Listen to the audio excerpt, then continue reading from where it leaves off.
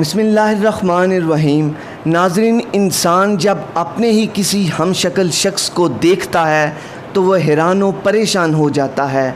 उसे लगता है कि वो कोई ख्वाब देख रहा है।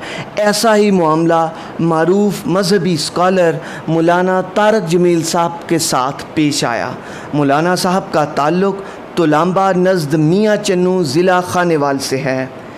मौलाना साहब हैरान हो जाते हैं जब उन्हीं की शक्ल का शख्स उनके सामने आता है।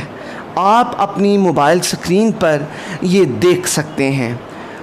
इस शख्स और मौलाना तारक जमील साहब में कोई फ़र्क नहीं है, हत्ता कि जिस्म भी एक तरह का है। मौलाना साहब की अपने हमशक्ल के साथ वीडियो काफ़ी वायरल है। अब इस वीडियो को हम आपको दिखाते हैं और मौलाना तारक जमील साहब के तासरात भी आप खुद मुलाहिज़ा फरमाएँ। अभी यहाँ पर कितने लोग यहाँ पर इनसे मुसाफा करके चले गए।